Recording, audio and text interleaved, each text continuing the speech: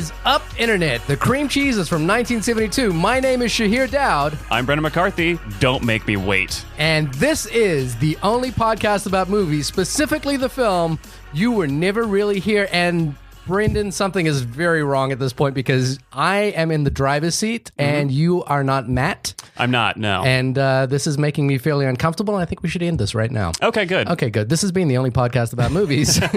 Great talk. Yeah, great talk. Well, and we are doing the Lynn Ramsey film, You Were Never Really Here, which I think is probably an apropos title, given that my intrepid co-host, Matthew Kroll, was never really here at this particular place. I mean, Matt, what are you doing being in Hawaii at this moment for a beautiful wedding with your loved ones?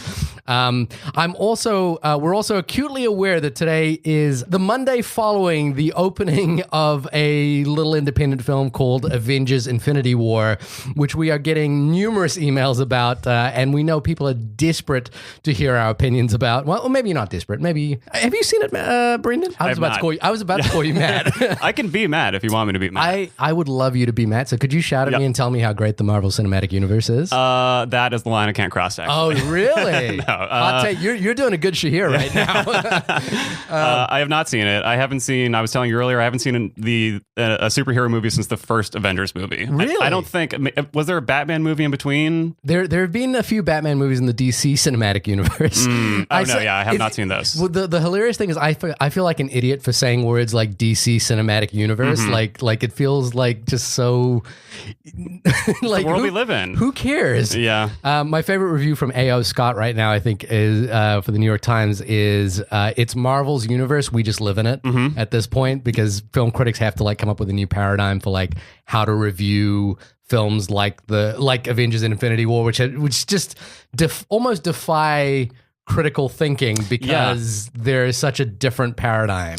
Yeah, I mean it's a whole thing. Yeah, this whole Marvel universe, isn't it? I mean, I wouldn't know how to do it personally because it seems like it's always part of a whole. You can't even really critique one of those movies because there's always another one coming, and I don't know how to. Yeah, I'm not good at that. Well, if you are desperate for some Marvel Cinematic Universe content, please go back. Matt Kroll and Shahir Evans have been doing a fantastic retrospective of all 18 films leading up to Infinity War, which are available right now. Those are some bonus contents, and each of those I think are about 2 hours a piece. 3 parts of those. So I know we're going to be a little bit late on our Infinity War review. Rest assured, I have seen the film. Matt will see it on his return, and we will immediately record an episode. I believe with Shahir Evans will be returning to join us. And the fun thing I love right now is we're getting email questions which are filled with spoilers, and I'm telling Matt not to open our email account. But you can email us in at onlymoviepodcast@gmail.com or hit us up on Twitter at onlymoviepod with your questions. And I would encourage everybody, and I mean this very sincerely, to tweet Matt Kroll at EmperorMSK with all the spoilers you want, or fake spoilers. You guys haven't seen it? Neither of you have seen it? I've seen it, okay. Yeah. But he has not. He's been away. He has not seen it. And this is I mean, look, an Avengers film for Matt Kroll is I don't know what the equivalent would be of the it's the Super Bowl kind of. Yeah, I actually it's the Super Bowl of movies for Matt. I think. Yeah. I feel like whenever I always hate when people make the joke around Super Bowl Sunday that sports ball and I don't like sports but now I sort of get that because I just see everyone losing their minds about this movie on Twitter and I want to tweet something like that, but I'm like, and actually no, I don't want to do that. The only thing I get it. The only thing I tweeted about was the fact that the frozen yogurt fight came out of nowhere. But that sounds legit. Yeah, it definitely happened. We'll definitely come to that. Brendan, thank you so much for coming along to review this film for us. Brendan, you are also the host, as well as being a fantastic filmmaker, editor. You've written a film for me that we made many years ago, The Lottery. Yep. I was forced to do that against my will. It's pretty much how I operate with you, isn't it? I just called you up. Yeah, I guess that's true, isn't it? I was just called you up and said, hey, Brendan, get your ass over here. I need to review a movie. But you are also the host of No Fucking Ziti, a podcast that reviews reviews every single episode of The Sopranos. Yes. What episode are you guys up to right now? We just finished, I forget the number, but we finished season 6A. So we are at the final 9 episodes now. Oh, this is the final, this is the countdown to the last episode. This is it, yeah. And what was happening at this point in The Sopranos? There's like a war going on, right? So they kind of blue ball you at the end of season 6A. It's basically leading, like from season 5 on, they're always kind of teasing you with it. It doesn't, well, I don't know, actually. I don't want to spoil anything. But, you don't want to spoil The Sopranos, a show that was on like 15 years ago? We surprisingly get complaints about that sometimes. Oh, really? Even though our intro says spoil, like the first words are spoiler alert. But yeah, the war is brewing, and it's kind of a quiet season in a way, but it's more about the family stuff, and the Vito Gay storyline just happened, so we just wrapped up that stuff. And Vito Gay story. I have seen the entire Sopranos, and you and I have made many debates about this because I don't love the Sopranos. Yeah, and I really want to come on the show and like just be that real dick at the end of the show. We'd just be berating you the whole time. I know. Like, how does it feel to be fucking wrong? I know. And I should rewatch it because I could very well be wrong about that show. Yeah, it's. It's good. It's good stuff. That is my critical appraisal of The Sopranos. It's good. Yeah, of course, and everyone's kind of on board with you on there, and I think I'm the only person who is not. I wasn't entirely convinced that it was the masterpiece. Whereas like a show, have you guys ever considered doing like a follow-up podcast about The Wire? We've talked about things. We shall see. We don't know. Really? Doing an entire series. I mean, well, you guys have done like hundreds of episodes, so I can't really talk. But it was like it's time consuming. Yeah, it's difficult. Yeah. I mean, but we're thinking of different ideas. For after. Yeah. See, the Wire, afterlife. The Wire is a show that I like. Upon first viewing, was like, no, this is kind of a work of genius. Yeah, totally. And then that is the only long run TV show that I've watched over and over again. Like really? I've watched all 5 seasons 3 times. Not Breaking Bad, because I know you're huge into Breaking Bad. I am really into Breaking Bad, and I am always like, I really want to watch Breaking Bad again. Mm-hmm. And I'm kind of like, when will I do this? Mm-hmm. And whenever I'm on Netflix right now, and there's like, and I'm kind of like having to decide, I'm like, maybe I'll just do Breaking Bad. Yeah. But The Wire, there's something novelistic about The Wire, which keeps me interested in it. Like, it feels like returning to a very comfortable novel. It's so dense. Yeah, totally. I know it's sort of. Hipster cliche at this point to say The Wire is the greatest TV show ever made, but it's not wrong though. I like The Sopranos because there was a little more, I don't know, something more cinematic about it. They could kind of like do some more genre bending. Like it was like a horror movie at some points. It was a comedy at other points. And I mean, they're both amazing. But the Sopranos got weirder. I love the dream stuff. I love like weird lit and things like that. And so that's kind of why. And then James Gandolfini, I mean, of course, and remembering, and I'm not going to spoil the last episode, but I think the last episode, I think, made an imprint on television history forever. Yeah, and in a way that I don't think anything has ever done. Probably not since maybe except for Twin Peaks or something like that. Which they're similar shows in a way too. Like they're definitely in the same family, and I would say that's a good call. Okay. Love both shows. Did you watch the new season of Twin Peaks? I have not. It's really good. The reason I have not is that I watched the original Twin Peaks. Sorry, everyone listening. This is the only podcast about TV about Twin Peaks. This is why Matt he's usually here. He keeps me on point. Oh, but I'm just derailing this thing. Yeah, it's totally fine. I watched Twin Peaks when I was a little kid. Like it was a big deal in New Zealand, and I went back and started rewatching it, and I was like, oh, this is not dated very well. Not all. No. Yeah. And I want to give it, but it tried my patience. I think in the first like 3 or 4 episodes. That's understandable. Yeah. And so, but because I felt like the need to be completionist in some way to like revisit Twin Peaks, I was like, oh, I need to revisit the whole thing because I've completely forgotten that. Yeah, no, you definitely don't. There's stretches of episodes you can just totally skip, I would say. All right, and some people I've read reviews which say that a couple of episodes of Twin Peaks, the new season, are like amongst the the boldest visions of television that have ever happened. There's one in particular that you could probably watch on its own that I would agree with. It definitely like immediately became like, where were you when this happened? Yeah, like I thought it was just great. But I'm a huge David Lynch guy, and I love that. It's just like I don't need a plot so much, and I'm cool with just being like, oh, this is like weird and creepy, and I'm in. You know, wow. He just does it better. He does that well. I don't know. Well, with that in mind, we have got the perfect film for you to review. Again, our Avengers Infinity War review will be coming, but this is a film. There was an interesting thing that happened when I went to see Avengers Infinity War, which is that it played in every single theater. Like every screen in the theater was playing it every 15 minutes, which basically means that other smaller films, or almost any film, even the biggest film that came out a week ago, A Quiet Place, isn't playing anymore to make room for the Avengers. That's crazy. So, it is crazy, right? Like we're in that sort of space now. And I don't think that's actually a bad thing, because I think, the movie experience, the theater going experience is dying in a way, and things like events like the Avengers, Avengers Infinity War are kind of keeping it alive. But there is this thing where and we've talked about this on many episodes. I do want us to talk about things that aren't necessarily being talked about as much, and hopefully get people who listen to us to to try other things outside of the Avengers world, or outside. Every movie is the Avengers except for anything else we're doing. Yeah, I thought You Were Never Really Here is in the Avengers universe, is it not? Well, Walkman Pheonix, and by the way, we're gonna do this. I'm gonna put this on the table. There is gonna be an inside joke here between Brendan and I, which I don't know if you know is an inside joke yet. But when you texted me about this, you were like, Walkman Pheonix? Yeah, Walkman Pheonix. Because that's what autocorrect is. And so ever since then, we've been texting back and forth about Walkman Pheonix. Yeah, brother to Discman Pheonix. Rest in peace, Discman. Tragic. So this is actually the second Walkman Pheonix movie that you and I have seen together. We saw Inherent Vice, right? We did see Inherent Vice. And also the second one where Walkman Pheonix gets bashed over the head in the first few minutes from behind. Yeah. Do you remember watching Inherent Vice with me? Yeah, I do. I don't remember the beginning of that movie. I remember, I remember very little about. No, it's an interesting movie to revisit. Inherent Vice. We're both P.T. Anderson fans, big time. Yeah. But when in the first few minutes of You Were Never Really Here, Walkman Pheonix, his character Joe, gets bashed over the head in the almost identical shot to it happening in Inherent Vice. But in Inherent Vice, he kind of just collapses to the floor and it's a joke. Oh, yes. In this one, he kind of turns around and like fights back. And I was like, ooh, this is Walkman Pheonix taking revenge for is what happened to him in Inherent Vice. Yeah, that's how I connect. Punch. Yeah, that's how I connect cinematic universes.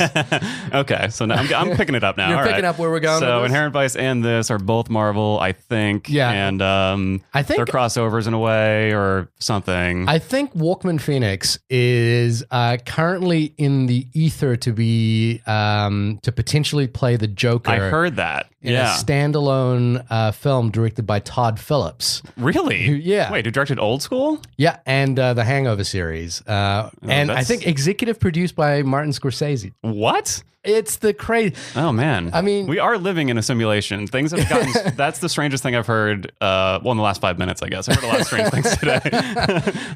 Wow, that's weird. I did hear about that, and I'm like kind of cool with that because I feel like he could make the Joker interesting again. Yeah.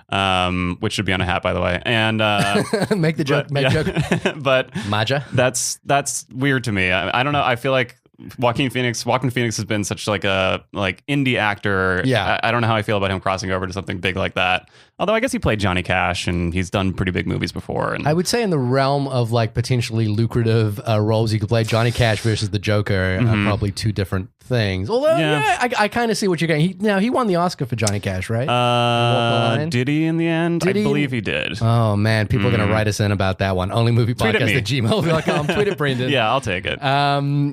Yeah. So and that is I think there's a thing now where Walkman Pheonix is kind of become a brand unto himself of being a challenging and interesting actor. You know, like if you think about Inherent Vice, The Master.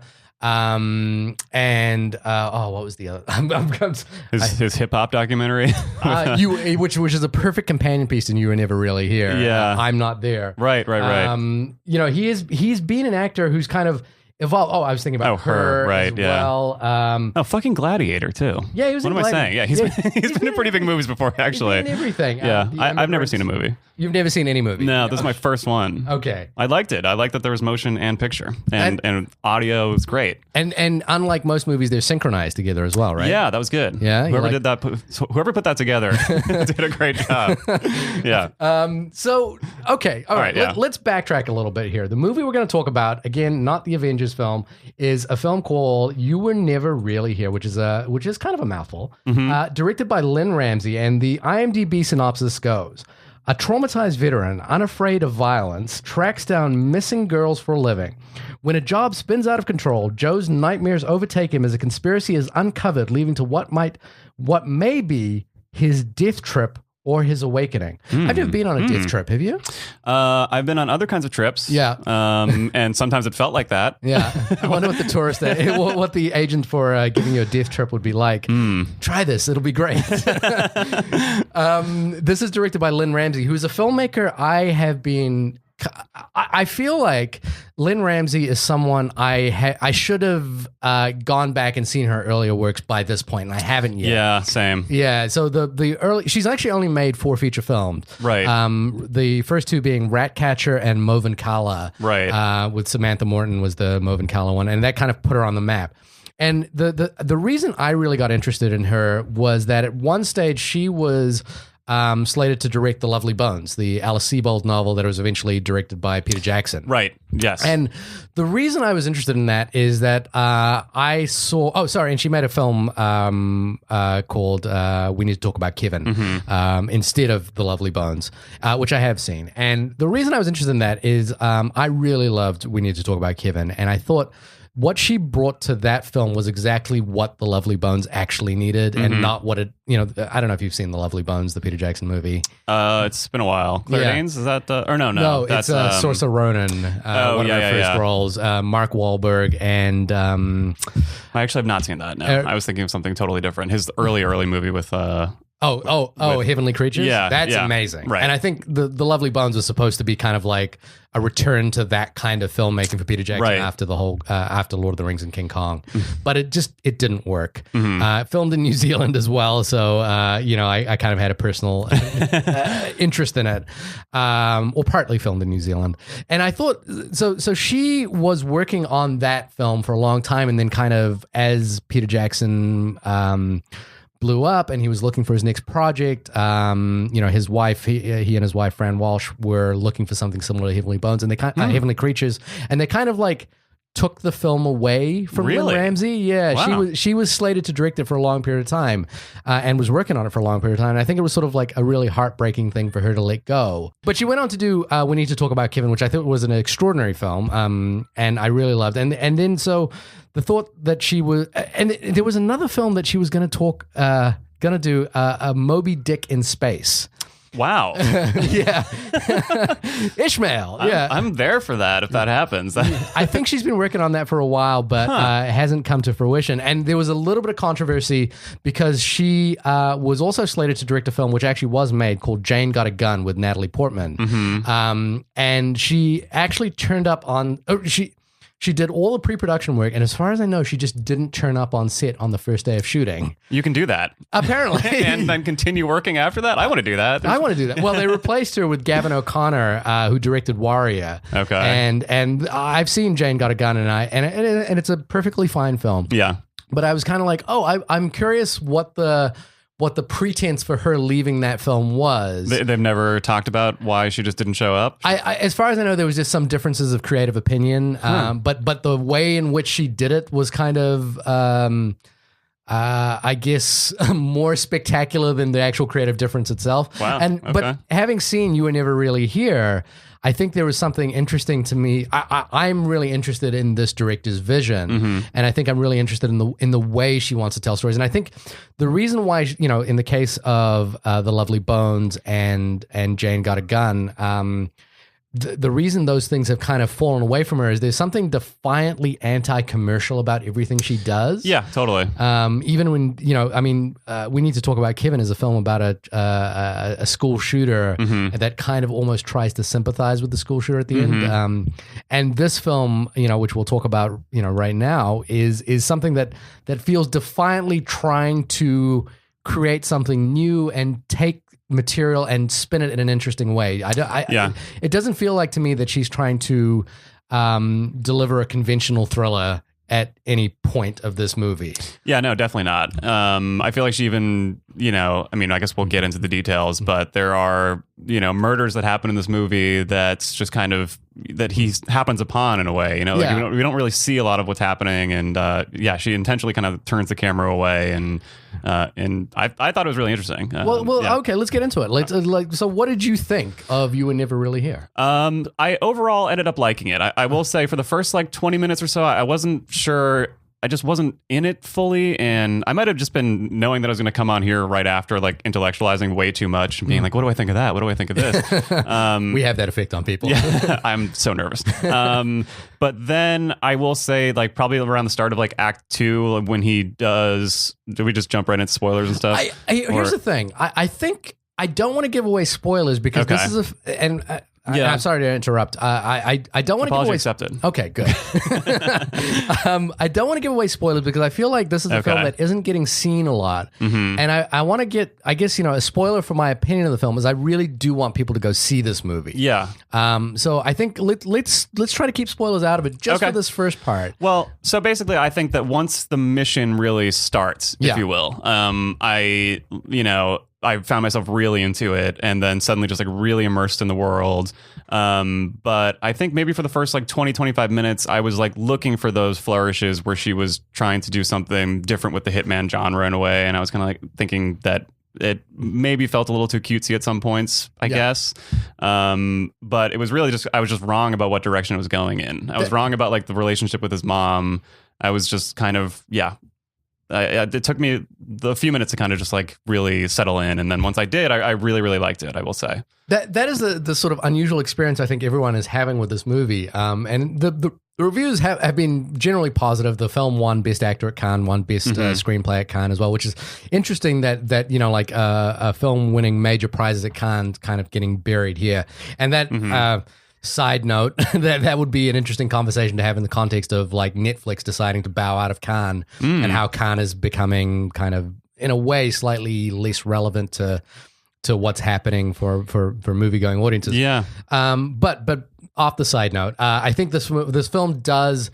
If you watch the trailer to this movie, you will expect to get a hitman story involving some sort of avenging angel with a hammer, and his name is not Thor. But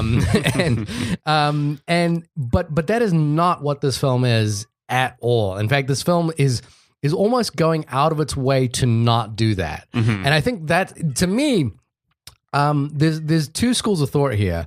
Jumping in for whether I want people to go see this movie. I do want people to go see this movie, but I want them to go see it because I want them to. I want people to experience something that is simultaneously trying to create something new, but also doing the one thing that most movies want to do, which is satisfy you. Yes. And it feels like this film doesn't want to satisfy you. And I think now, ordinarily, in I hate the phrase art house, but in the art house world, there is that sort of tendency to do things that are slightly enigmatic. We don't exactly know what happened. Right. The ending is open, that kind of thing. Yeah, maybe for the sake of it even, which is sometimes, I think that's a lot of people's complaints with, the art house kind of movie experience.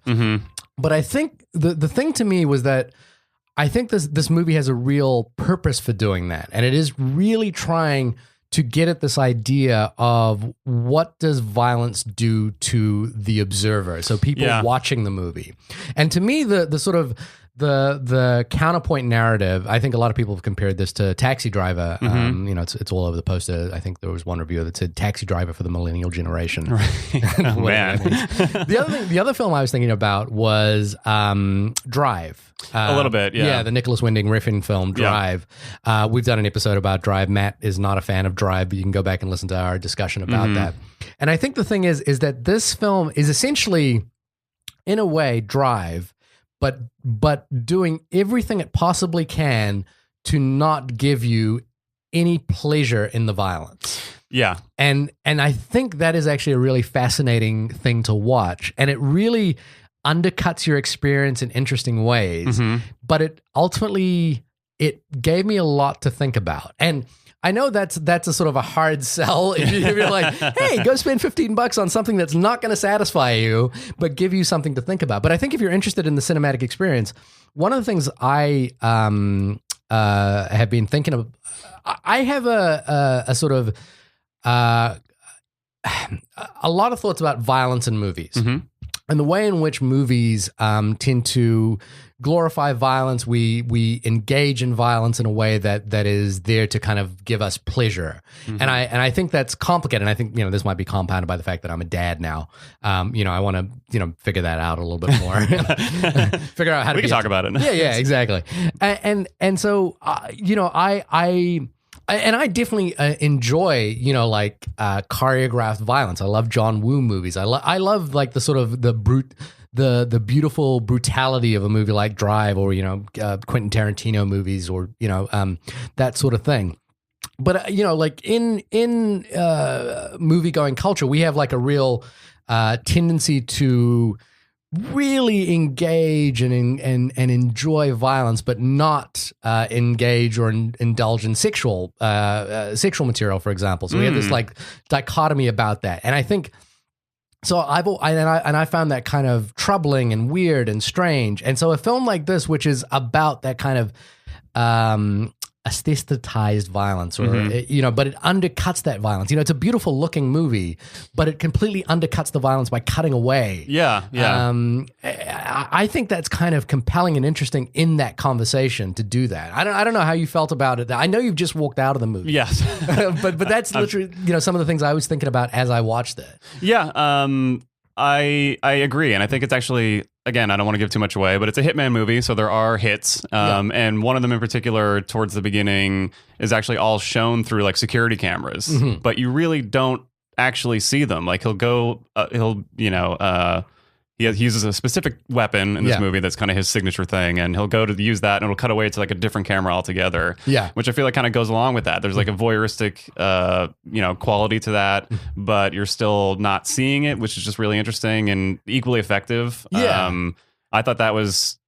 It was obviously choreographed, but in like a, you know, I don't know, you couldn't really see the seams in the same way, and it was just really interesting. And yeah, I mean, the way I would describe that scene is imagine seeing Chan-wook Park's Old Boy. You know, I'm going to give it away. He uses a hammer. That's his weapon of choice. That's in the reviews. It's in the reviews. It's in the trailer. Yeah, but.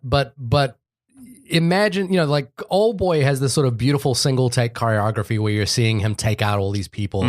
And this basically undercuts all of that by using not only not the actual film camera that they're using, but by jumping a step further back into security camera, into security cameras, and then not offering us the sort of visual pleasure in seeing him take on these people in the sort of beautiful choreographed way. We don't get to enjoy the violence that he inflicts upon people, even when those people are deserving. These are, you know, these are people who are engaging in child sex slavery. Yeah, it's Pizzagate, basically. Yeah, exactly. It's the whole This movie's about Pizzagate. This is literally the MAGA fantasy of Pizzagate. Wasn't there a guy who went to the Pizzagate? There was, yeah. And comic pizza or whatever it's called. Yeah. Or ping pong. I forget. I don't know. Yeah. But if you want to go down the rabbit hole of Pizzagate, and you may become a child sex slavery conspiracy theorist, but please go down. Look that rabbit hole up of what Pizzagate is. Yeah, but it is sort of that dude thought he was Walkman Pheonix, only not as cool, and we weren't rooting for him. Well, I was going to say, I mean, I do agree. Like there is, like she does kind of undercut the satisfaction, but still at the same time, the few quick shots you do get are extremely satisfying. Right. You know, like we're, you know, these are bad people that he's going after. It's not a hitman movie where he's killing innocent people. He's a former FBI agent, and military guy who's hired to take out the bad people. So it is. Even though we don't see it, they'll cut away to someone else's reaction or just cut away altogether. I did feel extremely satisfied after that one particular scene. You're like, I was just like, hell yeah. That. Yeah. So, but then you are still left to question how much that affects you or affects the people. I mean, there are children involved and how much they're affected. We see flashbacks of him as a child, and there's some domestic violence there. Yeah. Which I thought she handled just really, really well. All the flashbacks and his clear PTSD from being in the military and the FBI. Was all handled really well. And it's just good to see. I mean, the hitman genre is something that can go really wrong. And I feel like every 18-year-old male screenwriter has taken a stab at it. Yeah. I definitely did. I wrote like a serious one. I wrote a comedic one in my high school and college years. I'm not sure why young guys are so obsessed with it, but it's a power fantasy, right? Yeah, it's like though they're a loner, no one really understands them, and they live outside of society, I guess. But deep down, they're good guys, you know. In a way, I think it fulfills the Batman sort of vigilante kind of idea. It's this person who takes the law unto themselves. Mm-hmm. But in the Hitman's case as well, I think with, you know, like famous cases of famous films about him, and the only one that comes to mind for some reason is Grosse Pointe Blank, which is a movie I love, but also Pulp Fiction, you know, the Hitman kind of fantasy. Yeah. It's people with like really specific, specialized skills that are kind of, you know, using them for a monetary gain. I guess you could even think about it, you know, like as an extension of the Western genre, the kind of the Lone Ranger or the not the Lone Ranger. I'm thinking of like the hired gun, or even the samurai film. You know, like, even gangsters too. I guess in a way too. But some, you know, it's not the first movie to delve into the psychology of it, but it does do a good job with it. And I guess what I was going to say is that, you know, we never really see like the morning, like MOURN, morning after, and we never really see that kind of effect it has on them. So I really applauded them for trying in this one. And Walkman Pheonix just kills it. Walkman Pheonix is the best tape player that's ever lived. There's something I found, you know, just to come back to that point that you're mentioning about like, you know, you have the satisfaction because it is a gorgeously shot film. It is beautiful. Everything looks kind of in that sleek, that sort of wonderful, sleek New York City underbelly kind of blood looks black and, you know, that kind of thing.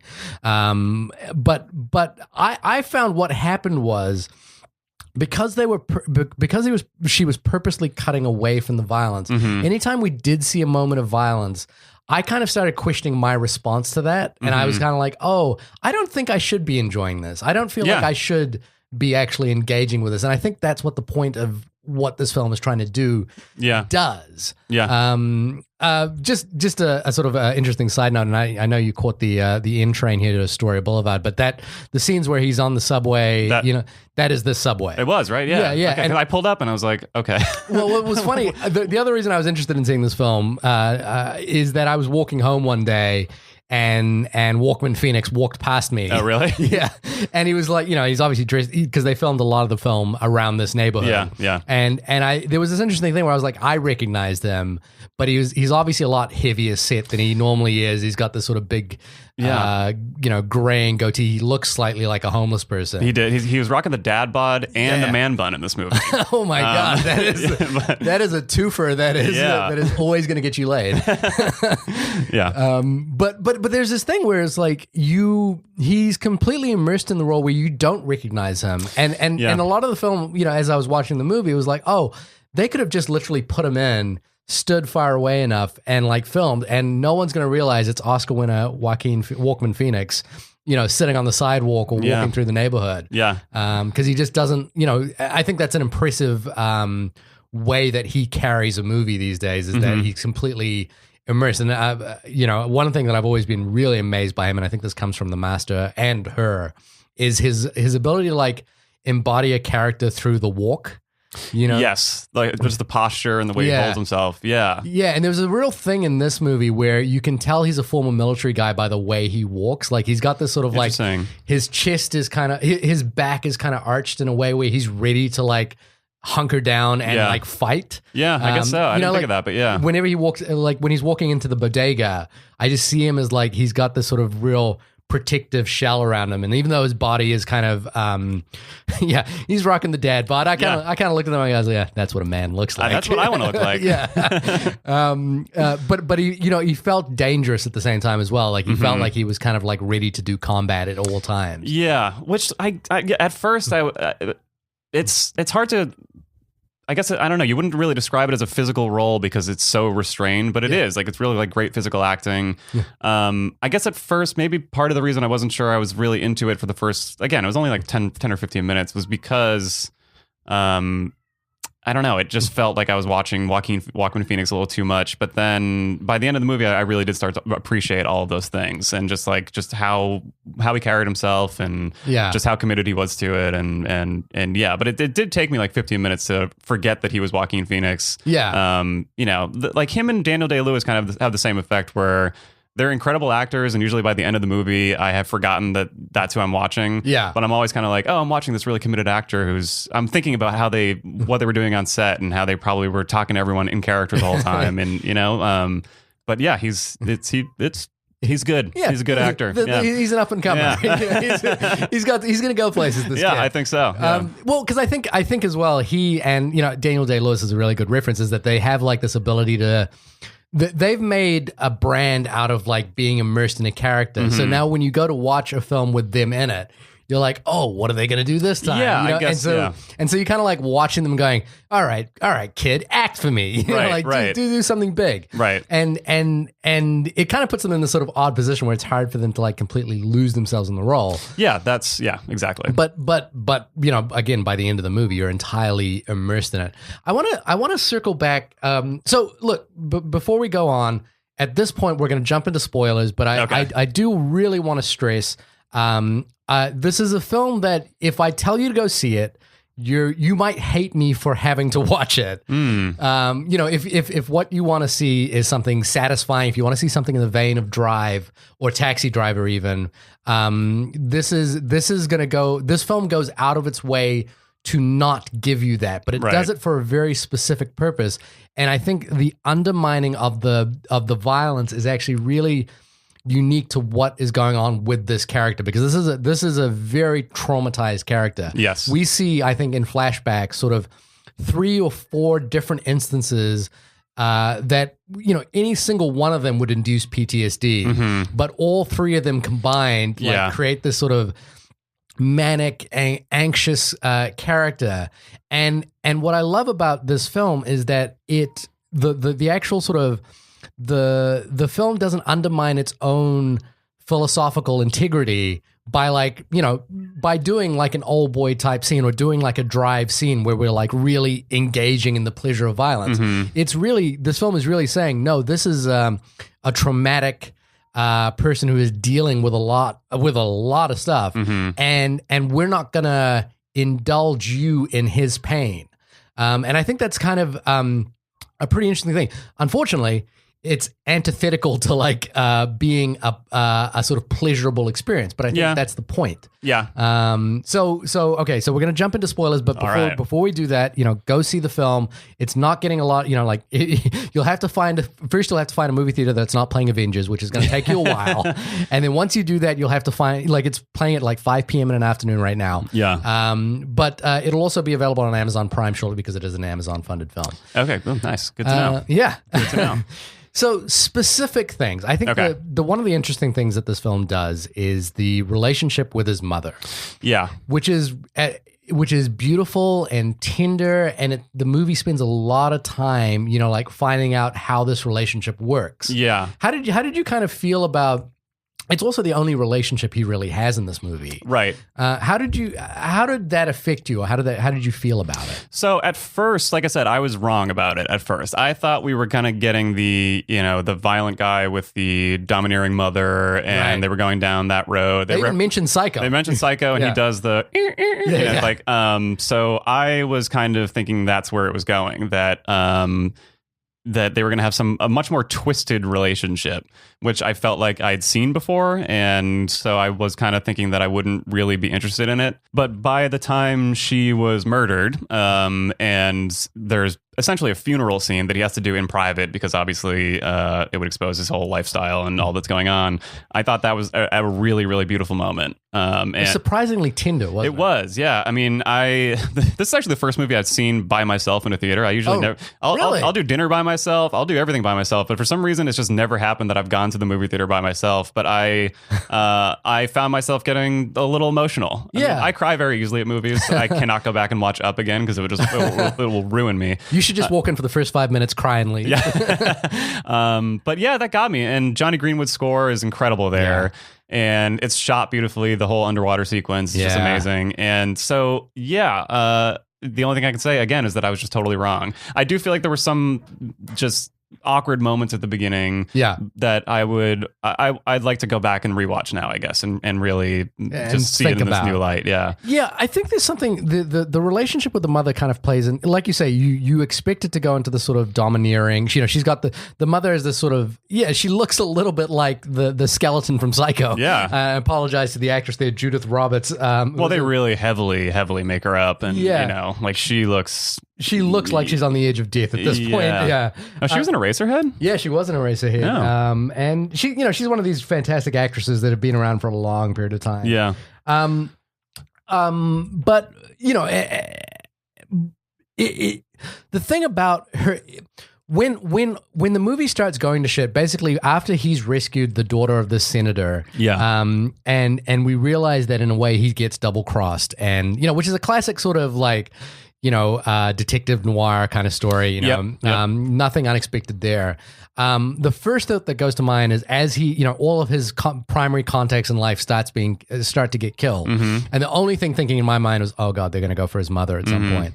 And you expect that, I think in any other movie, and it wouldn't be the wrong decision, is to make the death of his mother to be the catalyst for his vengeance at this point, and it's not to say that the film doesn't do that, but I think everything that happens from that point forward undermines that thinking, because the first thing that happens is he goes and he finds his mother, like she's been shot through the eye. Yeah. Not unlike that scene from The The Godfather, like shot through the eye. Yep. Through the glasses even too. Yeah, through the glasses. The Mo Green special. Exactly. Yeah.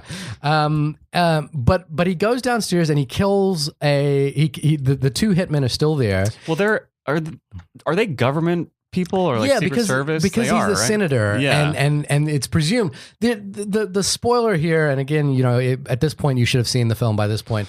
The governor is behind all of this sort of sex slavery ring. We don't exactly find out the exact details of how this works. Yeah, it seems a little bit like for him to be like taking her back to his mansion and molesting her seems like a little bit, hey, bro, out in the open, like it just seems a little weird. But everything that, so they are government sort of people down there, but he kills one. And again, it's shot in a way that, again, we don't really get to have pleasure in that scene. Like it sort of happens off screen. Yep. And then one of them remains alive. And rather than torturing this person, he gives him like some sort of medication, which I presume is like some sort of like Xanax or pain pill or something like that. And he lies down next to her, next to him. And they kind of like, he just waits for him to die pleasantly. Kind of, they sing a song together. They hold hands. They hold hands. Yeah. Doesn't it sound weird to say that out loud? He's like, oh, the guy who killed his mother, he sits down and he holds his hand and like sings a song with him. Yeah. Like, how, like what movie does that? And what is the purpose of something like that? Yeah. Like how did you respond to that moment? I thought it was really cool and creepy. I loved the not to get too technical, but like the music's playing, and then it cuts to like there's a really jarring cut to the guy's eye with no music, and suddenly it's like, oh, this guy has died now. I found it weird and kind of funny in a way when they started singing. Like I was one of two people who started chuckling a little bit. I don't know what this says about me. Death amuses you. Yeah, it does. But it was really just unexpected. And I again, like sometimes it sort of felt like it was veering into trying to be art house and trying to be quote unquote indie or hipster or whatever. And it was that maybe teetered on the line a little tiny bit. But looking back now and thinking about it, and it was a really cool and interesting just twist to that kind of scene, you know? It's not the main, like that twist doesn't really affect the plot in any way. No. But it's just sort of an interesting development of who this person is, and for us to kind of as an audience figure out, oh, this is the place he's in. While he's really obviously pissed off that they killed his mother, he also recognizes the humanity in this hitman. That's just kind of doing his job. And I think them lying on the ground together and kind of like what happens is a piece of music is playing on the radio. I've never been to me by Charlene. He recognizes that this guy is just like him. Right. Like there's nothing personal about what they did. Right. About killing the mother. It's just that this is, the way the world works in a way. Right. And even the other hitman shows some kind of mercy. He asks how he basically asks about his own mother's murder. Walkman Pheonix asks, and the other guy says that she was sleeping. So it's kind of, maybe the same, it goes both ways. That guy kind of recognizes that it's a job he has to do, nothing personal. But he did kind of, it did it in as nice a way as possible, I guess. If you wanted to kill somebody else's mother, this is the way you would do it, right? Yeah. Aside from some kind of really poison that will just put you into a deep sleep. Right. Wait till they're sleeping already, and then, You've given this way too much thought, by the way. I have. I'm not going to say I have a list, but... Throw mama. Are we going to do like a throw mama from the train kind of scenario here where we switch? Oh, boy. I think there is something sort of... it's weird because that scene feels like sort of a sort of extended aside, but to me that's actually what the film is about. Is again undermining our sense of satisfaction from death. And that's what that does for us. It's followed by this sort of quite extraordinary funeral sequence, which again. In any other film might be, a couple of minutes or something like that. But this feels like it goes on for 10 or 15 minutes. And it feels like, I think one of the things we've complained a lot about on this podcast and talked a little bit about in recent memory as well is the idea of a female death as a plot mechanic, which propels the male character into extended storyline. And the thing that's interesting here is that the story is doing exactly that. The story is using his mother's death as the propulsion which sends him forward into a deeper, sends him forward deeper into the story. But the film entirely underplays that by making her funeral kind of almost his suicide, where he kind of almost drowns himself. Well, I guess we should mention he's had suicidal ideations the entire movie as well. He's sort of wrapping his head in a plastic bag, which I think replicates something that he might have done as a child or seen done as a child. It's a little confusing. The father did it to the mom maybe for a second, but he's in the same closet in the same bedroom doing it as a child as an adult. And there's a lot of interesting little connections like that too. The father has a hammer in one of those flashbacks. We don't really know what he did, but it's unclear. But the mother is also lying under the table, whispering for him to be quiet. But so that scene is, he goes and he puts her in a plastic bag, puts her in the back of the car, which is like, oh, okay, I didn't realize you could just do that in New York City. I guess in New York City, people aren't pulling you over, so you can just have a body in the back of the car. Right. Where's a suit? Wears a suit. Yeah, I love that little detail. Yeah, he gets dressed up. He's like, I'm going to go bury my mom now. Yeah. And then he goes to this lake and puts a lot of rocks in his pocket, and then goes down into the water and submerges himself into it. Yeah. And there's this sort of extraordinary scene where we see the mother's body float away, and he just sits there silently. And we're kind of watching and waiting for him to come fair, but it has this sort of dreamlike quality where he sees the young girl that he's supposed to be saving as well. Yeah. And then like rescues himself. And this is the point at which we presume then that, he is going to like propel himself into this plot. He is going to rescue that girl and he's going to, save the day. You're expecting a rampage from that point on. Yeah. You're expecting the end of Taxi Driver or something like that. That's not what happens at all. Do you want to go into detail about like, how this kind of final sequence plays out? Yeah. So I guess also we should mention he kind of figures out on his own that how the governor and senator are involved in this. There's a couple little flashbacks there where he kind of puts this whole conspiracy together after getting some information from the hitman that he's killed in his mom's house. Yeah. And starts stalking the governor and basically goes to kill him and his cronies and save the girl. Yeah. And then he gets there, and again, murders happen off screen. Yeah, we're not sort of really privy to the pleasure of seeing him kind of get retribution for the death of his mother. Yeah. And it's really anticlimactic in a way. It's because he turns up and he's already dead. Right. The governor is like had his throat sliced. He sort of like turns up and he's like, oh. Yeah. And I thought that was really bold because I mean, I don't know. How did you respond to that? I guess I should talk about how I viewed this movie in the theater. I liked it. It was definitely not what I expected. Yeah.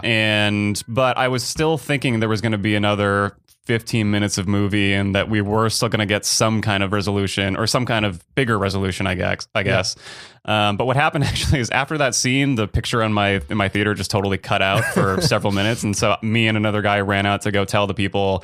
And then so I kind of missed the ending. So I don't really know how to contextualize that. But I love that you guys had an action movie moment where you guys both ran out of the theater. Yeah. To like, excuse me, sir. Yeah, we ran to the wrong door first and then had to run out. And then by the time I came back in, the movie was basically 15 seconds away from ending. Yeah. So that is a really frustrating experience, by the way. Yeah. Did you get your money back? No, I just ran out of there and just spoiled the Avengers for people.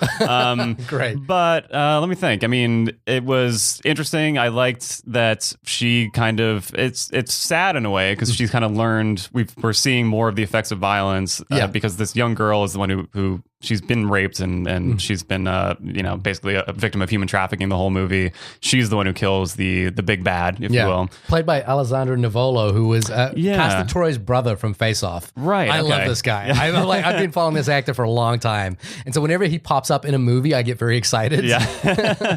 He has no lines in this movie. No lines in this movie. He's basically just gets murdered. He's there to get murdered for a second, but he's fantastic. Yeah.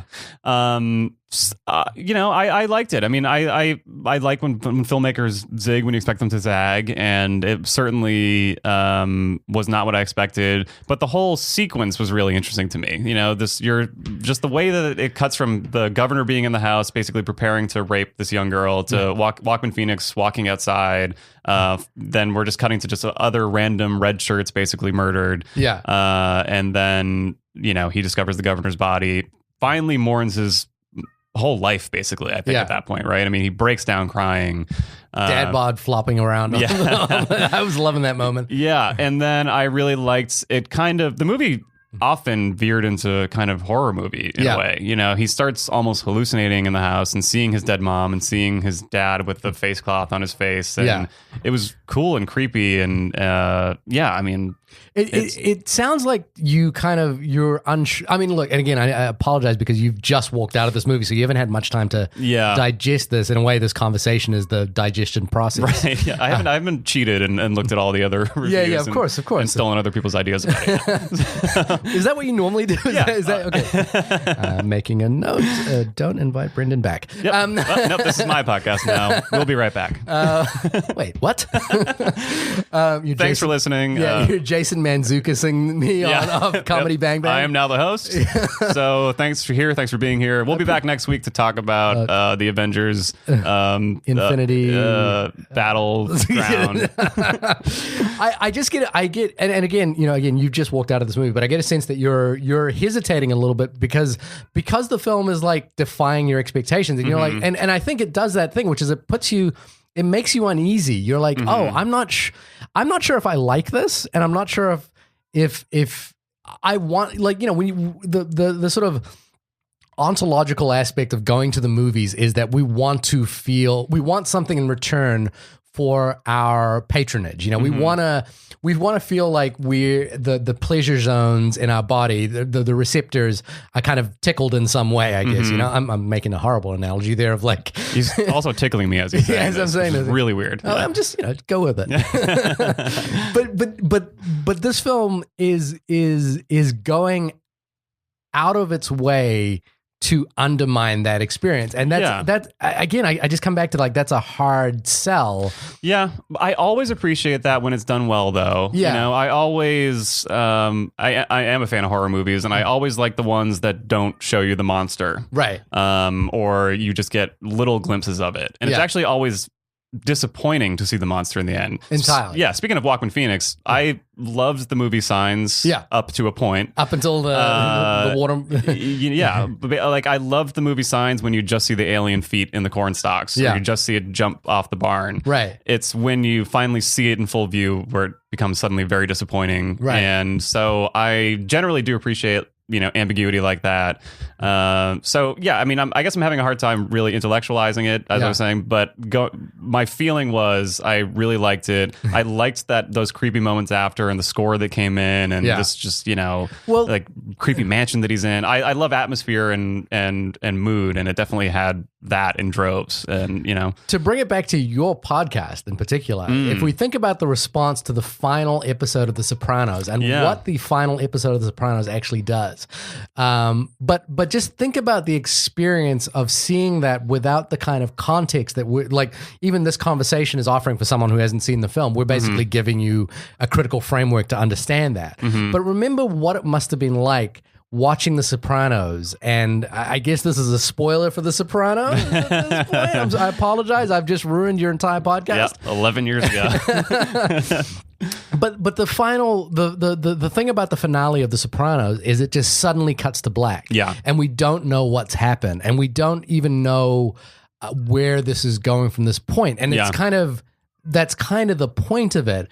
But but remember how many people were like suddenly flipping through the TV going, what happened at the end of The Sopranos? Imagine if this had happened in the Twitter era. Oh God, yeah, there would have been uproar for sure. Yeah. Yeah, because but since there's been a bit of time kind of passed through there, we've kind of allowed the impact of that moment to seep in, and now we have like a kind of a critical framework to understand how that moment operates.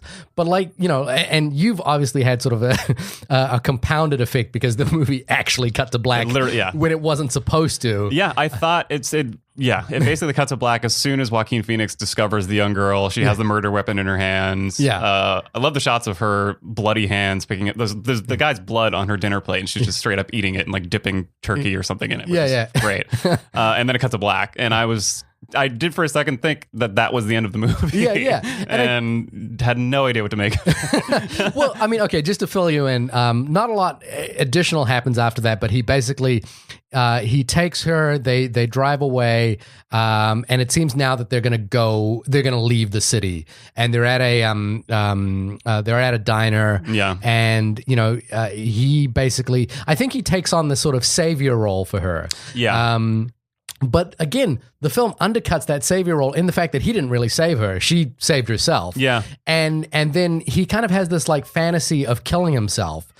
We see him pull out a gun. He shoots himself in the head, and everybody kind of ignores it. Like there's a waitress walking past, and she just goes, "Oh, here's your check." Even though his brains are blowing all over the screen. Right. And then she comes back, and we realize it was just kind of a fantasy of his head.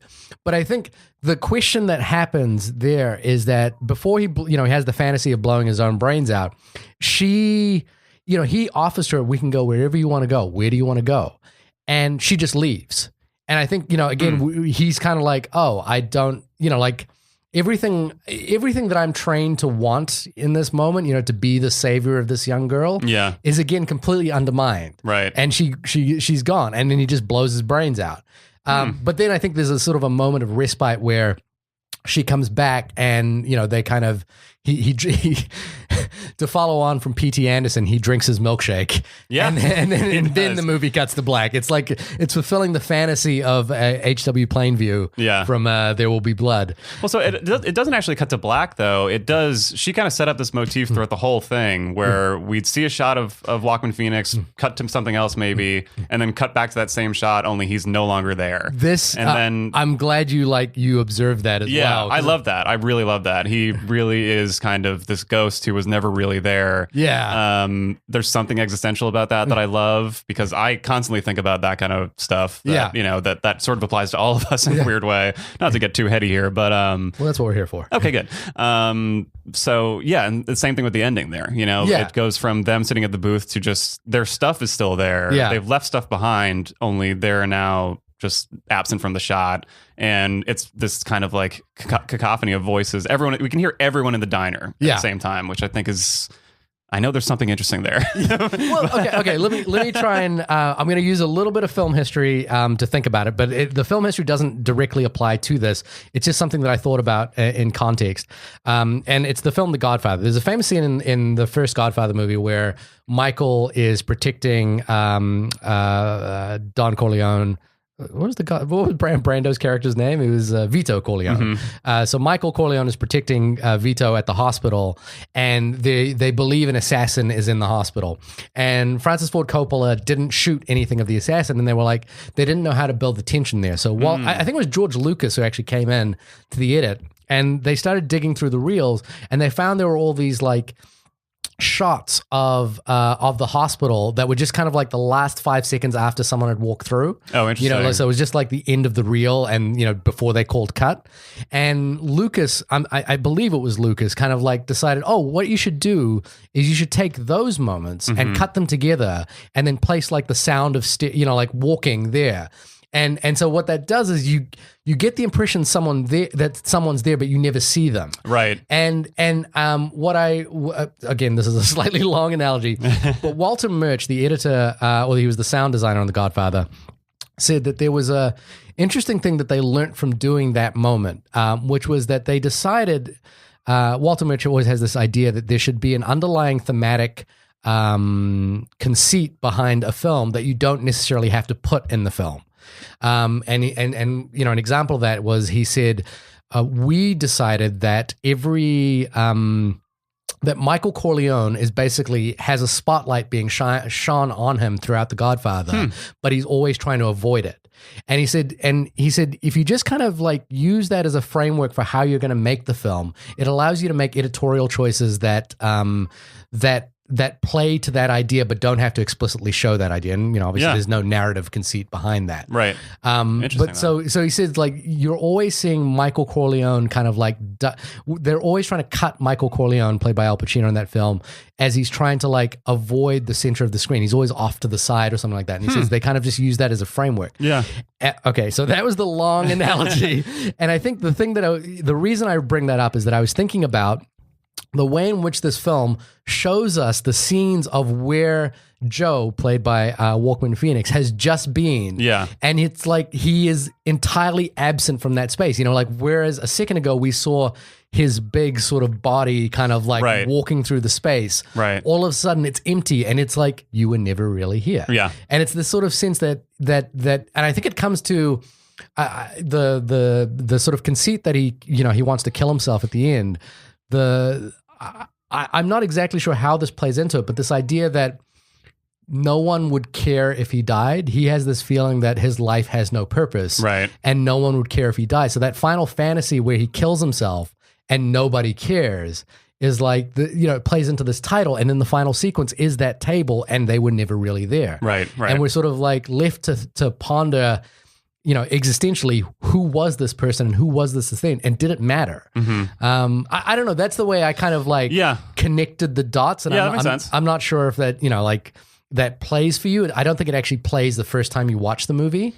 But it kind of, there's this thing. I love that you picked up on that sense that there are, throughout the entire film, there is this sense that he was never really there, to use the title. Yeah. And there are all these scenes of the places that he was, and we just see long, like extended shots of them without him in it. Yeah. And even without even putting it in those terms, it adds a nice flavor, color to the movie, that just like hearing the bell on the deli door or the bodega door, as then cutting to that shot and he's just gone. I mean, it sets the tone in a really great way. And, but I was going to ask, I mean, so in the end, I think the final line of the movie is that it is a beautiful day. Yeah. Do you feel that he's gotten over anything there? I mean, does that final fantasy really, I don't know, resolve anything psychologically for you there? I mean, like, I guess what has, again, I hadn't seen the final scene, so I'm not even sure what was really going on, but what has really kind of changed for him there, and where do you see him kind of going from there, I guess? For such a dark movie, I think there is a moment of optimism at the end when she says it is a beautiful day. Yeah. And you find these two characters have come together. It's just that they haven't come together in the way that we would think. He is not her savior. Yeah. She is kind of his savior. She does more for him than he does for her by being with her. Now, I think, from a narrative perspective, and even from a sort of philosophical and political perspective, there is something troubling about the way that her character has no sort of sense of life beyond what we see of her. Like she is just kind of a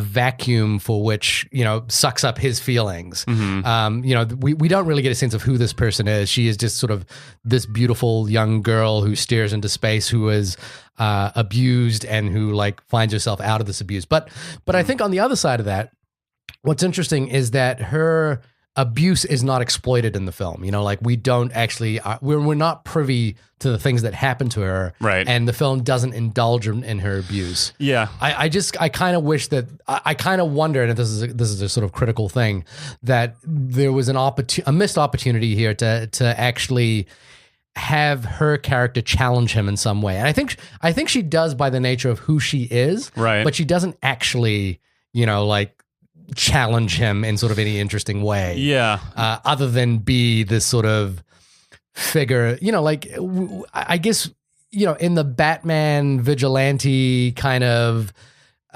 philosophical view of the world, there is always this damsel in distress, and they will kind of, their retribution for the demons in your head. Right. And that's what she is. Yeah, it's kind of the fabric of like the noir genre in a way. Yeah, exactly. Exactly. Yeah, the dame who kind of like essentially saves the existential crisis of our hero. Yeah. And that's the thing, is that's why I was kind of thinking there was another 15 minutes of this movie. Right.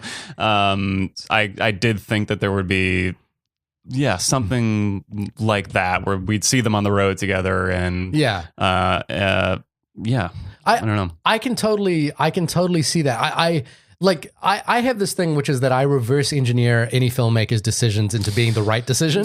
Me too. Or I at least always try to like things in a way. Yeah. So, that's why it's weird to talk about it so soon after. I know, you haven't had a chance to digest it. Yeah. But I'm the same way. I really go in at least trying to understand what was going on in the edit, what was going on set, what it looked like on the page, and whether or not they succeeded, or it's just tough to say sometimes. If that's the movie they wanted to make, then that's the movie they wanted to make, and who am I to say? Exactly. And I think we actually had a filmmaker on the podcast recently, a producer for the film Tramps, which is also shot here. Mm-hmm. And they were talking about working with Trey Edward Schultz, the director of the film Krisha and a director of the film It Comes at Night. Did you see either of those films? I saw It Comes at Night. Oh, okay. With you, actually. Yeah. Oh, you did? Yeah. I did see that. Yeah. You were never really there. Yeah. You're just this absent figure. I'm sorry. I was going to send me into an existential crisis right now. I have not seen this movie, Krisha. This is the family drama that's shot like a horror movie. Yeah, it's shot like a P.T. Anderson movie, which is really interesting. No, I haven't seen this. I haven't looked for it, but I haven't been able to find it at the same time. It's on Amazon Prime, I think. Gotcha. And it's really worth watching. But anyway, the producer of It Comes at Night was on the show, and he was talking about working with Trey Edward Schultz and the ending, because I know on the podcast, Matt and I had some differences of opinions on the ending, and and usually when an ending kind of leaves you feeling abrupt, or it doesn't resolve in the sort of classical denouement, you know, where things kind of peter out and we know where it's going to go. I think we sort of butt heads a little bit sometimes when it comes to that kind of thing. I remember the ending of The Lobster, the Yorgos Lanthimos film. Yep. We kind of butted heads about, you know, because the film abruptly ends. And I think one of my faults is the way I sort of tend to approach this thing is whenever we get things like that, I try to reverse engineer the thinking and go, well, okay, no, that's where the filmmaker wanted to end this film. Right. It's not because they just ran out of ideas and kind of filmed it. This is the point they wanted to finish it. And it was interesting talking to Corey, the producer of It Comes at Night, about the ending of It Comes at Night, and I'm not going to give spoilers away for It Comes at Night, but he talked a lot about like, no, this was actually the ending he wanted, and there was a lot of toing and froing about what this ending meant, and like trying to defy expectations and making sure that the ending left you with something to chew on, and that there was an existential, you know, there was. I think the thinking there was that they wanted to like leave you with an existential sense of beyond the film. Like, what does this film mean? I feel like that movie had a pretty. I thought it was clear. pretty tied up at the end. Yeah. Yeah, but you know, it's not like the ending of the Avengers. That's not a bad. That's a bad. It leaves example. you in a weird place, for sure. It leaves you in a weird space. in a weird headspace, and but that's a different show, I guess. and also like the thing you're saying, where like the movie cuts to black, and you're like, oh, I think this is where the movie's going to end. Yeah, and you're not sure if that's supposed to happen. You know, like I think that's a kind of an interesting feeling because it kind of, in a way, it kind of like almost leaves you dangling off a cliff, and you don't know, and you walk out of the theater without your footing. Right. Yeah. And I usually turn it around on myself, and I just assume that I missed something. I'm like, oh, I have to go back and figure it out. I must have totally missed something because I'm an idiot. Right. It's funny because there were two points in this movie where the screen went to black, and the first one was actually when he discovers his mom's dead body. Right. And for a second, I was like, "Is that the end? How much time has gone by? It could have been 2 hours. I'm not sure. It would be an unusual place to end it. But I just felt like, everything fell apart in this guy's life. That's the whole. That was the point of this movie, I guess. You know. And it was only 40 minutes. Yeah. But yeah, no, I think, you know, like endings like that, and I think you know, the ending of this film is designed to do that. But it's whether you're willing to kind of give the filmmaker the benefit of the doubt of like, this is the point that they think the story kind of comes to completion. And I think it could kind of existentially, it kind of calls into question our understanding of narrative as well. Yeah. I'm having this thing with my everything I talk about now on the podcast has to do with my son. and it's this thing about storytelling where, sometimes we'll make up stories instead of reading him a story from a book. Nice. And he had this moment where, like, I think it was my wife was telling him a story, and she ended it, and he was like, no, something big is supposed to happen now, and then it ends. And I was like, and it was like, oh, the sort of our understanding of narrative is kind of inbuilt, or maybe it comes from all the books that he's been reading as a kid. Yeah. But we get this like classic sort of collective understanding of what a story is supposed to do for you. Yeah, we absolutely do. Yeah. And when it doesn't do it, it makes us feel kind of robbed, or that it's incomplete. Right. And and sometimes it is incomplete. Yeah. I mean, not everyone pulls it off as well as someone like Lynn Ramsey does, or David Chase, I guess, too. Yeah.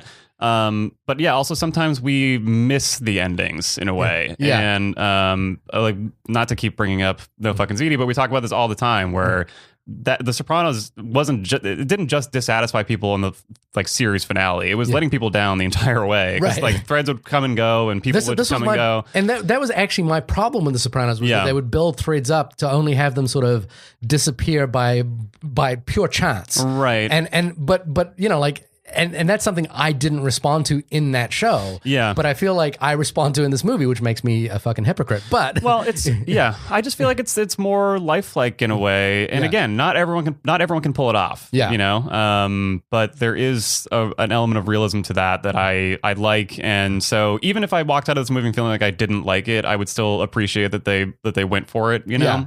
Yeah. But yeah, a lot of the times we miss endings, I think. And it's the ending of a movie isn't necessarily the last shot of the movie, I guess, you know? So it's kind of weird to me sometimes when people just totally flip out about that. And as they would have flipped out about the ending of The Sopranos. And I think, you know, like, again, as we come back to wrapping it up to You Were Never Really Here, that sense that I know I want people to see this movie, but I know in my heart of hearts, there are people who are going to see this movie and not enjoy. Yeah. But because the movie is not satisfying that kind of like that thing that my 2-year-old has, which is like, no, something big's supposed to happen here and then it ends, you know? Right. Like, but I think that's the sort of odd power of what films can do. Yeah. But maybe I'm being too charitable about it. Maybe I'm like reverse engineering, like, you know, like it's the Emperor's New Clothes kind of theory, which is like you're reverse engineering the story until someone goes, no, there should be an ending here. Yeah. I'm not sure though, because this movie and all movies, I guess, kind of teach you how to watch them. Yeah. And I think that we learn how to watch this movie in the first half hour. The flashbacks, you know, he has PTSD, I would say for sure. Yeah. But at no point does he say, I'm ex-military. At no point does he say, I used to be in the FBI and we were covering human trafficking cases. Yeah. None of that's ever said, but you still get it. Right. You know? So I think that by the final scene, you should kind of already understand that that's maybe what kind of movie this is. Yeah. You know, so I'd be surprised if you liked everything up until the last scene of this movie, you know? I actually, that's a really good point because I think the film sets up a language for how to read this movie. Big time. And I think that's something unique again to Lynn Ramsey. Which is why I think she probably has trouble, you know, like getting, you know, the Lovely Bones off the ground or Moby Dick in space, which is that you know, I think the reason why I think she's a fascinating filmmaker is that her interests are in creating and inventing something new with the form. You know, I don't think she wants to tell, you know, a classic hard-boiled, you know, detective crimes, you know, story about an ex-military guy who saves young girls from from child sex slavery rings. I think she wants to tell a story about existential crisis and use the language of cinema to tell that story. Right. Yeah. And you know, like you said, the film is teaching you how to watch this movie as it's happening. So by the time you get to the end, whether the theater fucks it up and just like cuts it to black or not, you're kind of in a space where that ending kind of makes sense. Right. Or at least it did for me. And I will fully, appreciate that if someone sees this movie and doesn't enjoy that kind of aesthetic, interplay between the philosophy of the film and the form of the film, that it can be it will be unsatisfying. Yeah, it will most definitely be unsatisfying. And it's the reason why this film will only play at a few select theaters. You know, despite having Oscar winner Walkman Pheonix in there. I gotta always say that Walkman Pheonix. Yeah. But that's kind of, I think, you know, for me, and you know, I have this sort of. I want to think about violence in films, especially as a filmmaker.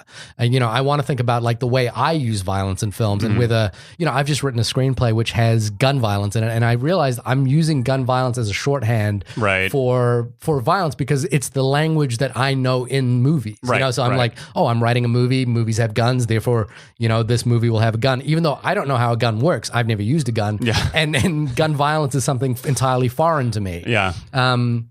And this film, by the fact that it uses a hammer, and it's like when a gun actually appears in this film, it's kind of like, there's this entire shorthand for violence that you could use in this film that this film hasn't used up until this point. Yeah, interesting. You know, and I think that is powerful, and it's kind of wonderful, and it's refreshing, and it's strange, and equally unsatisfying. True. But I love it. Yeah, I wonder if, because this is based on a book by Jonathan Ames. Yeah. I wonder if in the first couple drafts he did just walk around with a gun, and if it's, you know, maybe he wanted to challenge himself and come up with something that's way different and harder to use to get out of a situation, you know?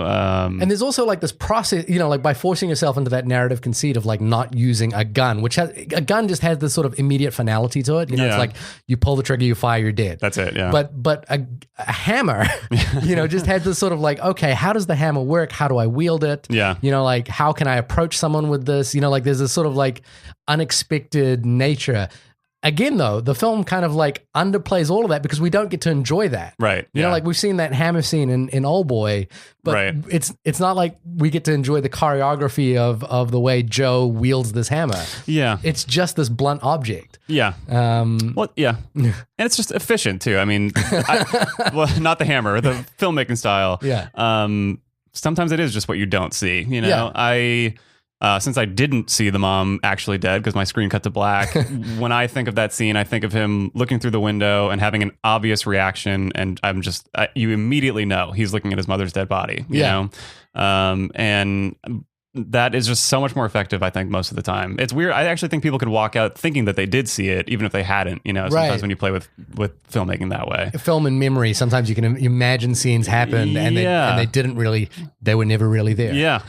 Wow. Fucking killed it. Any final thoughts on the movie before we wrap out? I mean, do you want people to see it? Would you recommend it to people? I definitely would. Yeah, I definitely would. Again, I generally like this genre when it's done well. As soon as I saw just an image of this on Twitter, like a year and a half ago, I was just immediately feeling like I was in. I wanted to go see it. You know, I like a slow burn.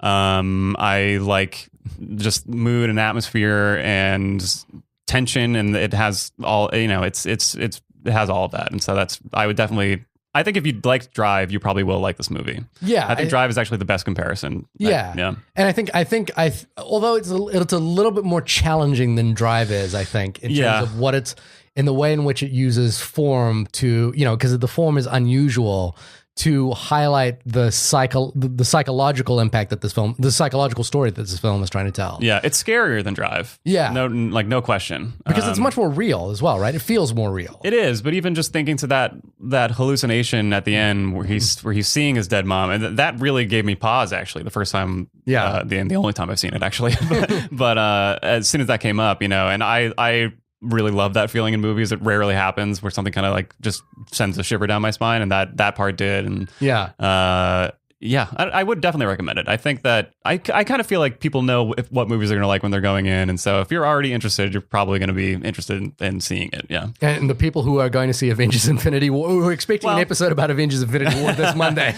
are the kind of people who would definitely love this sort of oblique revenge drama. I guess we are practicing unsatisfaction.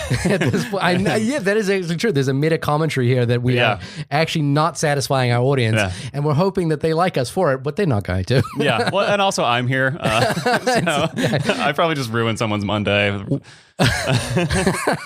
Well, I have thoroughly enjoyed my Monday with you, even though it's Sunday. Thank you so much for coming on this episode. Of course, and for seeing this film at such late notice as well. Brendan, where can we find more of your work? Or tell us a little bit more about how we can find No Fucking Ziti. We are on iTunes. Subscribe there. We're on Twitter at No Fucking Ziti. You can follow us on SoundCloud, and I'm at Brendan McCarthy on Twitter, and you can find me there. Tweeting at Donald Trump every day or something like that? All the time, yeah. Just like, get me a job in the White House. I think actually last time I was on was pre-election, and I was joking about being a supporter, and I feel like I tipped the scales, unfortunately. Really? You were the guy? I was the guy, yeah. You were the one guy? Yeah. But No Fucking Ziti, we're taking a little break because we have some weddings coming up this summer. So we'll be back to finish the final season. So yeah, No Fucking Ziti Sunday nights, and also This Is Us Thursday nights on NBC. I just want to plug that show. I'm really enjoying This Is Us, by the way. I actually haven't seen it. I've been side watching it. My wife has been watching it, and every time I watch it, I go, "This is really good." Oh, really? I was like, "Oh, this is." I like where this is going, even though I'm not really fully engaged. The problem is, I want to go back and watch it again now. So, if you want to hear our podcast about This Is Us, or you can please, if you saw You Were Never Really Here and you enjoyed it or want to talk about it some more or have some thoughts about it, please email us in at onlymoviepodcast@gmail.com. Hit us up on Twitter at onlymoviepod. If you're not interested in that, we do have some 6 hours of discussion about the Avengers, the entire Avengers Marvel Cinematic Universe with the fantastic Matthew Kroll, who is the normal co-host of the show, and Shahir Evans, who I'm hoping will reappear for our Avengers Infinity War episode. I'll keep you posted about that, or you'll find out as it happens. We will have an Avengers Infinity War episode coming. I feel like this whole episode is just like a tease for while people wait for that Avengers Infinity War. If you want to find out more about my work, you can go to www.shahirdaud.com. That's SHAHIRDAUD.com. And we hope you go see You Were Never Really Here. Yeah. Because we, or like Matt Kroll, were never really here. Here. Bye-bye. Bye.